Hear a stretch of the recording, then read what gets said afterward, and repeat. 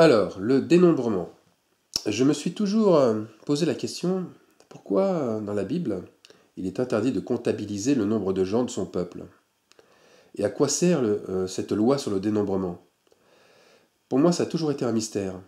Et ce commandement, il est relié en fait à un interdit vraiment contradictoire. Tu dois, d'un côté, mais de l'autre, tu ne dois pas. Alors je me suis mis à chercher dans la Bible et à lire plusieurs versets pour en comprendre le sens et pour que la lumière vienne. Et voilà ce que Jésus a mis sur mon cœur et m'a révélé. Donc on va commencer par lire Exode 30, 11 à 14. Lorsque tu compteras les enfants d'Israël pour en faire le dénombrement, chacun d'eux paiera à l'Éternel le rachat de sa personne, afin qu'il ne soit frappé d'aucune plaie lors de ce dénombrement.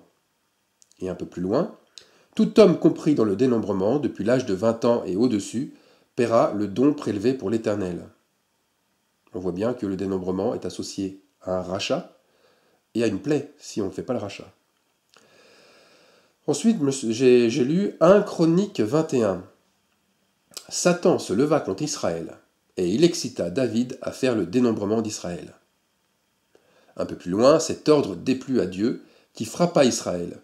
David dit à Dieu, « J'ai commis un grand péché en agissant comme je l'ai fait. Maintenant veuille pardonner la faute de ton serviteur, car je me suis vraiment comporté de façon stupide. »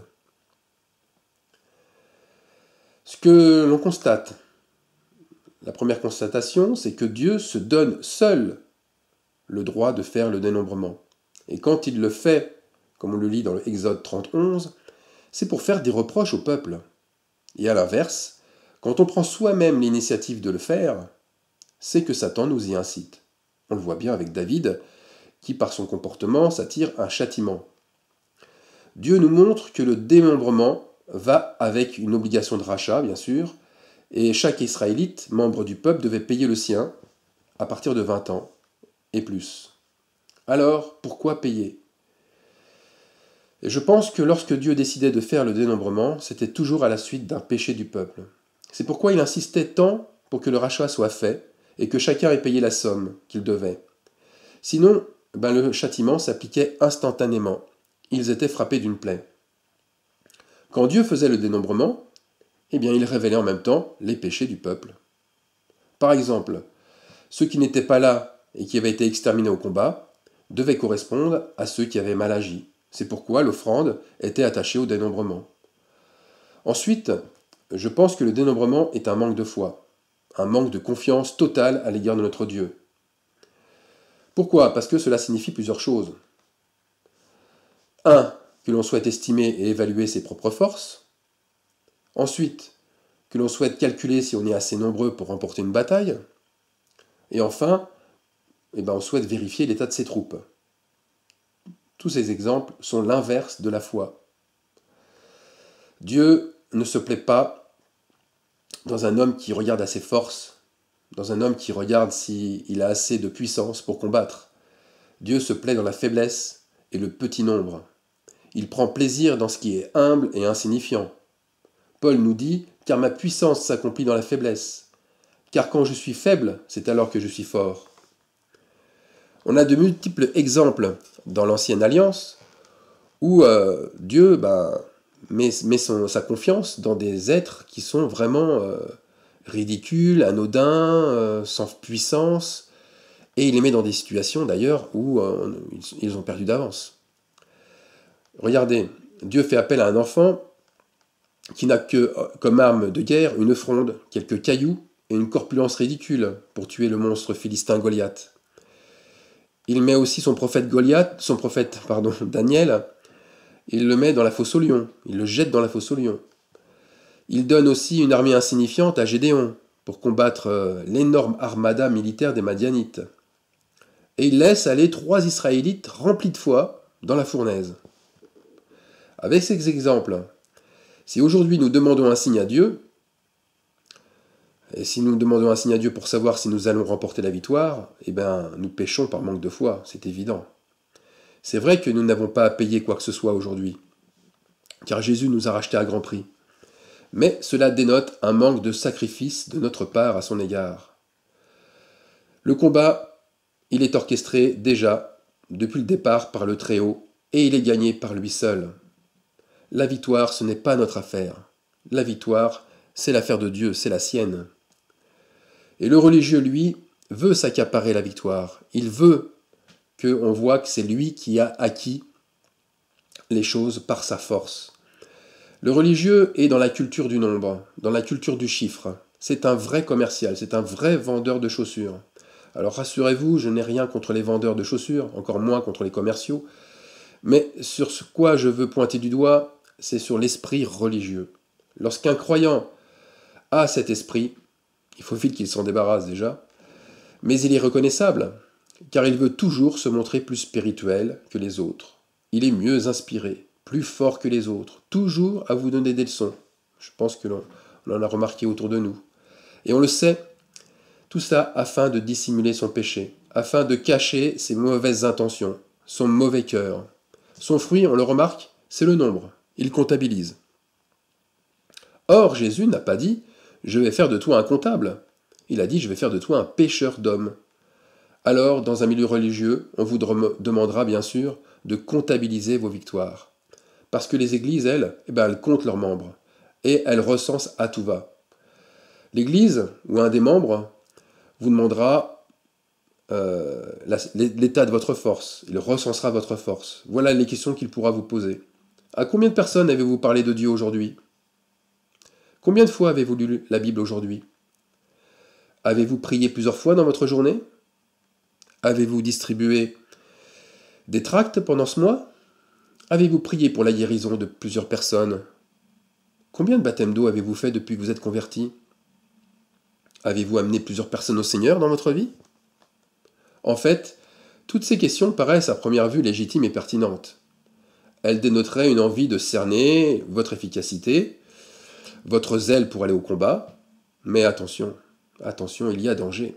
Il y a un grand danger, c'est tout à fait le contraire de ce que Dieu veut. Le Seigneur hait ce genre de pratique. C'est une abomination à ses yeux. C'est faire du dénombrement. C'est faire confiance à ses propres forces. C'est ni plus ni moins que de l'orgueil spirituel. Le croyant est alors gratifié par ses actions, par ses belles actions, ses belles démonstrations visuelles. Mais pour Dieu, qui regarde au cœur, ce n'est que de la poudre aux yeux. Une telle attitude ne sert qu'à flatter la chair, à faire croire aux autres que votre ministère est rempli de fruits, qu'il est abondant, qu'il est merveilleux, alors qu'il est vide et misérable. Alors oui, vous allez me dire, mais dans toutes les églises, ils utilisent ce genre de baromètre pour évaluer la santé spirituelle, votre santé spirituelle. C'est vrai qu'elles le font. Mais malheureusement, si vous rentrez dans cette stratégie, ne vous y trompez pas. C'est un signe d'apostasie. C'est pas un signe de réveil. Les églises sont toutes remplies d'imposteurs, de membres qui jouent à être un croyant haut de gamme, en faisant. Être au lieu de faire. C'est ça la vraie attitude qu'il faudrait avoir. Et ici, ce n'est que de l'imitation de la vérité. Alors une question se pose. Avez-vous besoin de faire pour être? Si votre réponse est oui, c'est que vous n'êtes pas mature. Vous n'avez pas atteint l'âge spirituel de 20 ans pour aller au combat. Vous ne faites pas assez confiance au Seigneur. Quelles questions vous devez poser en fait? Quelles sont les vraies questions? Suis-je dans la paix et dans la joie dans mon activité? Est-ce que mon silence et mon attitude changent l'ambiance quand je suis en compagnie? Est-ce qu'autour de moi, je constate des gens qui ouvrent leur cœur et qui me font confiance? Ai-je un ton directif et accusateur quand je reprends un frère ou une sœur? Suis-je maître de moi en toutes circonstances? Est-ce que je prie patiemment le Saint-Esprit de me parler avant d'agir? Ce qui m'intéresse vraiment, est-ce que c'est le besoin de la personne en face de moi? Ou est-ce que c'est la satisfaction de voir l'effet que j'ai sur elle? Est-ce que j'ai envie d'imposer mes idées aux autres? Ou est-ce que j'ai le désir d'écouter la personne qui est en face de moi pour connaître ses réelles intentions et discerner son besoin et l'état de son cœur? Eh bien, toutes ces questions doivent naturellement nous montrer l'état de notre vie spirituelle. Elles sont un indicateur beaucoup plus précis que le dénombrement. Une journée que je passe sans que rien ne se produise en apparence, mais en ayant de multiples satisfactions, de paix, de joie et de louanges pour le Seigneur, c'est une journée où j'ai montré une grande disponibilité pour mon Créateur. Il sait, mon Dieu, qu'il peut investir en moi sans que je sois dans l'énervement et l'impatience de voir une production. Si je m'attends à lui, avec une attitude de cœur avant tout, c'est parce que je lui laisse la possibilité de me donner le vouloir et le faire, car c'est à lui seul qu'appartient le vouloir et le faire. Je me rappelle le récit d'un homme de Dieu, très humble et très connu, qui n'hésitait pas à parcourir des milliers de kilomètres. Il prenait l'avion, il allait visiter une femme malade. Il allait chez elle, et il attendait, assis, patiemment, sans rien dire, en partageant de simples banalités, que les choses arrivent d'elles-mêmes, qu'elles évoluent, comme il l'avait vu sur la vision. Il attendait en fait que la vision qu'il avait corresponde à la réalité. Alors, dès que la chose était faite, il se levait, faisait une prière courte pour le rétablissement de la femme malade, et courtoisement, il s'en allait, en n'oubliant jamais de donner un petit conseil. N'oubliez pas de remercier le Seigneur Jésus-Christ pour votre guérison. Il ne faisait pas dans la grande démonstration de délivrance. Il voulait simplement être là où Dieu avait besoin de lui. Et il savait qu'il y avait un moment où Dieu allait agir, et il attendait patiemment. Vous voyez, ce n'est pas forcément devant des foules immenses que les grandes choses de Dieu se font, ni en passant à la télévision. Alors donc, pour en revenir au dénombrement, que les choses soient claires pour tout le monde. Le péché n'est pas dans le dénombrement. Le péché, c'est le dénombrement qui dévoile le péché. C'est pas du tout la même chose. Quand le roi David était inspiré à le faire, c'était pour dissimuler un péché. Pourtant, qu'avait-il à dissimuler ? David remportait victoire sur victoire. Les chapitres 19 et 20 du livre des Chroniques ne font que relater ses luttes glorieuses face au peuple ennemi. Le but était de dépouiller l'ennemi de ses trésors, de lui prendre son or, son argent, ses pierres précieuses, tout cela pour la construction du temple futur de Dieu. On voit bien qu'arrivé à la fin du chapitre 20, le but que l'Éternel souhaite était enfin atteint. David avait reconquis l'ensemble du pays de Canaan. C'était ce pays promis à Abraham. Et on voit que David avait reconquis tout cela. Et il avait pacifié ses frontières. Or, le problème arrive. David en veut plus. David en veut beaucoup plus. Il est avide de victoire. Il veut recenser le nombre de ses guerriers disponibles pour continuer d'autres conquêtes. Voilà la raison principale du recensement. Faire d'autres victoires. En vouloir encore plus. Le fait de vouloir plus de victoires, plus d'or que Dieu ne souhaite, est un péché. Nous connaissons tous le nom de ce péché dans lequel David est tombé pour un temps seulement. C'est l'orgueil. Aussi, face au châtiment que David reçoit, son cœur le reprend. Son cœur le reprend, il se repent et dit « C'est moi qui ai ordonné le dénombrement du peuple. C'est moi seul qui ai péché. C'est moi qui ai commis une faute très grave. Mais ce pauvre troupeau, qu'a-t-il fait ? Éternel mon Dieu, frappe-moi donc, ainsi que ma famille, mais que ce fléau ne s'abatte pas sur ton peuple. » On lit ça dans 1 Chroniques 21-17. Quel cœur, ce David, ce roi David. Il pêche, mais tout de suite, il revient sur ce qu'il a fait, se repent et change de voie. Alors pour nous, l'expérience de David doit être un exemple. Un exemple afin de ne pas tomber dans le même piège. Ce n'est pas le nombre de victoires qui est important. Là aussi, la culture du chiffre, elle ne fait que gonfler l'orgueil, comme le levain des pharisiens. Ce qui est important, c'est la question clé, qu'est-ce que le Seigneur attend de moi ?